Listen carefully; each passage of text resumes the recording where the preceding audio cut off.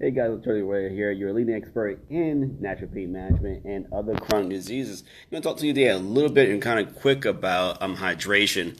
The reason I'm talking about hydration right now because I know a lot of kids are starting school now. My kids just started school recently, and we had a little incident happen with my youngest son.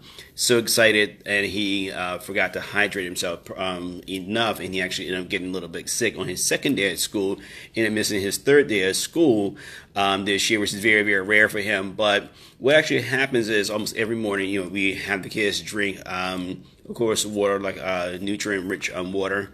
But also, along with that, we usually try to have them drink some sort of natural tea to actually add different nutrients inside their body. Phytonutrients is also some of the trace minerals that he or they may be lacking, so we try to supplement those in different ways. We usually do that with different teas. When I say tea, I'm not meaning the bag tea or the caffeinated teas. Teas can be anything. As you know, you can have lemon tea, you can have ginger tea, you can have different types of teas. But the reason why we love using teas because these teas are actually loaded with different phytonutrients and different trace minerals that actually we've seen actually work very beautifully with our patients, ourselves, and then of course our children as well.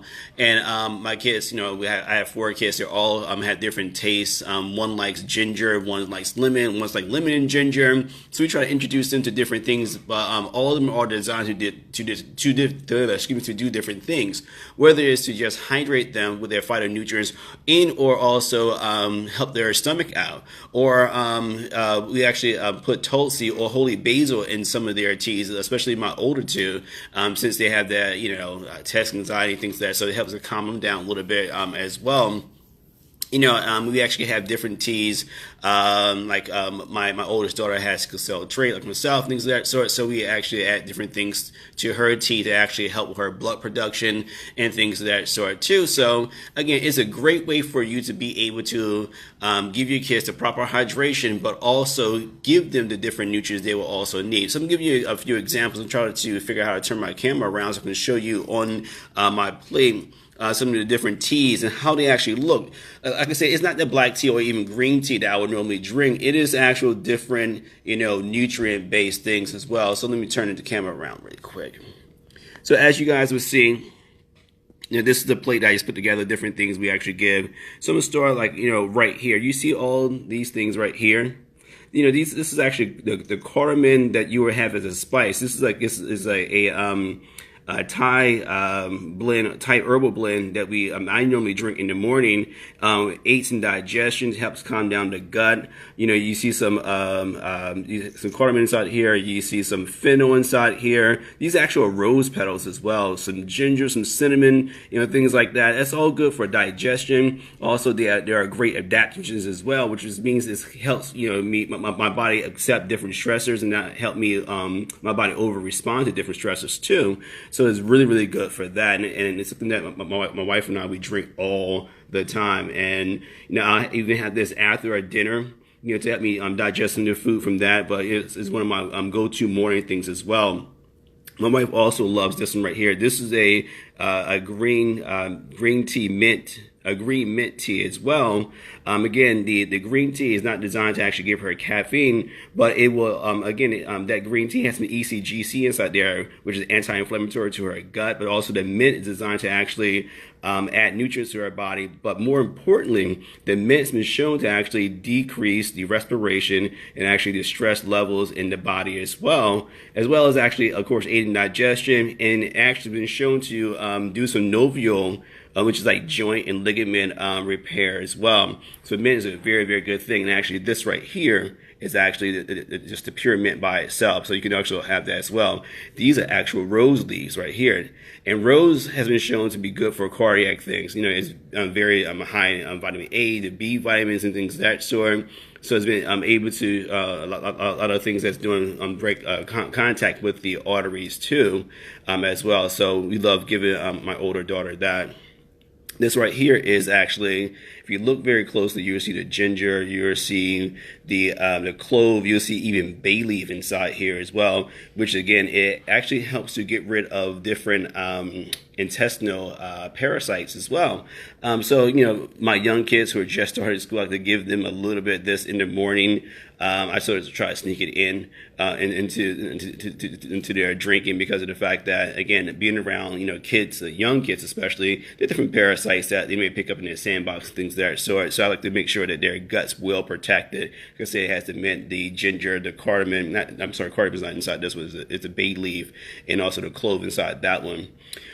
This is actual holy basil holy basil, or also called Tulsi, that I keep telling you about. That's a phenomenal adaptogen. Helps your body really respond well to stress, but it actually adds a lot of B vitamins inside your system. Got a great oil or phenol content as well. So again, a lot of almost anything you see on this plate is going to be anti-inflammatory. Great for blood production as far as like its movement of the blood, and also reducing heart rate as well. So this is, like I said before, a very, very phenomenal one. But I love this right here. This is like usually I'll drink this one. Like I said, my cardamom mix, for aid and digestion. You just have a cup of this right behind that. When I say a cup of tea, I don't have the 4 to 6 ounces. I usually have between 8 and 16 ounces of tea in the morning, or sometimes 24 ounces of tea in the morning. And none of them are actually caffeinated. I find that when I start drinking this one, the holy basil one, I don't even have to have any caffeine at all throughout the rest of the day. I was never a caffeine person anyway, but I'll have a little green tea. But I mean, I don't need anything else at all. It doesn't stimulate your pulse rate or anything of that sort. It just, again, helps your body maintain a good energy level throughout the entire day. There's a lot of research on that one as well. So guys, this is basically it right here. Sorry, I forgot to add this one. This was just another combination of the holy basil along with I think it's some ginger in here, and some another few things. I forgot what exactly was inside there. But again, these are some of the things that, like I said, all these things right here, combined together on its own, individually, will just add a good foundation. But again, is how many of your kids are walking out the house and you have made sure they have drink all day long, especially looking at this chronic care situation as well.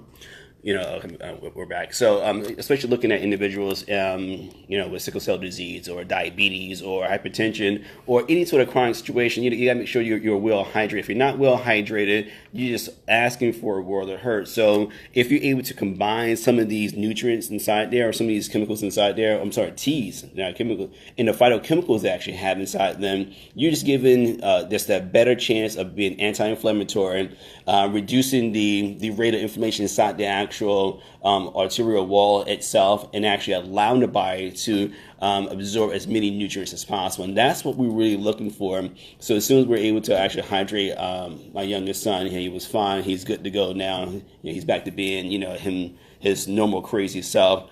But again, I find out even myself some days when I don't have my adequate amount of hydration, I do feel tired. I do feel a little lethargic and things like that. So you got to make sure that you guys have to incorporate a few of these things. And if you guys want some recipes or some ideas or whatever, as a matter of fact, one of the ones that I showed you guys, it was actually no more than, going into your cabinet. If you have bay leaves, if you have cinnamon, if you have some turmeric, I forgot, and this other one, it was like turmeric inside there as well. Some of these great things that are anti-inflammatory, it'll help protect the stomach, as well as it'll move some blood. That's a phenomenal recipe for you to start doing on a daily basis, having anywhere from 6 to 8 ounces of that on top of having your other water. You're walking out your house, having 16 ounces of fluid inside your system, so your body's already pumping and ready to accept different things inside of your day as well. So you got to make sure that you're hydrating efficiently, effectively, and also being very, very smart about it as well. I'll also say right before you go to bed, not before you go to bed, after you have dinner, drink one of these teas as well. It'll help calm the body down. It'll give you more nutrients, so when you're going to sleep, it'll help calm that body down. Let your melatonin be produced efficiently and effectively,